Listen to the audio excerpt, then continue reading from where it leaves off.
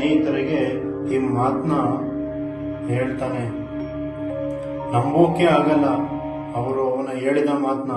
ಮೂಢನಂಬಿಕೆ ಅಂತ ಯಾರು ನಂಬಲ್ಲ. ನೋಡ್ತಾ ನೋಡ್ತಾ ಆ ಗಾಡಿ ಮುಂಜಿನೊಳಗೆ ಹೋಗುತ್ತೆ. ಅವರಿಗೆ ಏನೂ ಸರಿಯಾಗಿ ಕಾಣ್ತಿರಲ್ಲ. ಆದ್ರೂ ಡ್ರೈವರ್ ಗಾಡಿನ ಮತ್ತೆಗೆ ಓಡಿಸ್ತಿರ್ತಾನೆ. ಇದ್ದಕ್ಕಿದ್ದ ಹಾಗೆ ರಿಯಾಗೆ ಏನೋ ಒಂಥರ ಅನ್ಸುತ್ತೆ. ಅವಳಿಗೆ ಉಸಿರಾಡುವ ಪ್ರಾಬ್ಲಮ್ ಆಗುತ್ತಿರುತ್ತೆ. ಅವಳು ಡ್ರೈವರ್ ಮಾತು ಮರೆತು ಕಿಟಕಿ ತೆಗಿತಾಳೆ. ಆಗ ಅವಳಿಗೆ ಉಸಿರಾಡಲು ಗಾಡಿ ಸಿಕ್ತು.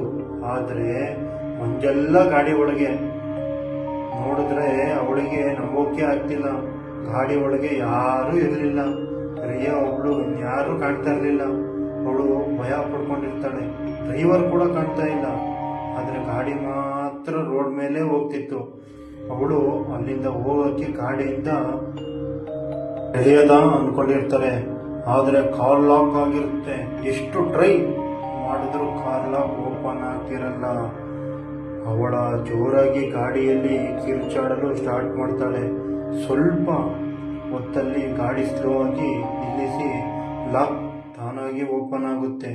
ರಿಯಾ ಏನು ಯೋಚನೆ ಮಾಡದೆ ಲಾಕ್ ಓಪನ್ ಮಾಡಿ ಅಲ್ಲಿಂದ ಹೊರಗೆ ಬರ್ತಾಳೆ. ಆದರೆ ಅವಳಿಗೆ ಏನೂ ಕಾಣ್ತಾ ಇರಲ್ಲ. ಅವಳು ಕಿರುಚಿಕೊಂಡು ಹೆಲ್ಪ್ ಕೇಳ್ತಾ ಓಡ್ತಿರ್ತಾಳೆ. ಆಗ ಮುಂಜಿನಲ್ಲಿ ಸ್ವಲ್ಪ ದೂರ ತಪ್ಪಾಗಿ ನೆರಳು ಕಾಣಿಸುತ್ತೆ. ಯಾರೋ ವ್ಯಕ್ತಿ ಇದ್ದಾರೆ ಅಂತ ಅವಳಿಗೆ ಹೆಲ್ಪ್ ಕೇಳೋಕೆ ಹೋಗ್ತಾಳೆ. ಆದ್ರೆ ಆ ನೆರಳಿನ ಹತ್ತಿರ ಹೋಗೋಕೆ ಆಗ್ತಿರಲ್ಲ. ನೆರಳು ಮೊದಲು ಎಷ್ಟು ದೂರ ಕಾಣಿಸ್ತಿತ್ತೋ ಅಲ್ಲೇ ಇರೋ ಹಾಗೆ ಅನ್ಸುತ್ತೆ. ಅಲ್ಲಿ ಏನ್ ಆಗ್ತಾ ಇದೆ ಅಂತ ಅವಳಿಗೆ ಗೊತ್ತಾಗ್ತಿರಲ್ಲ.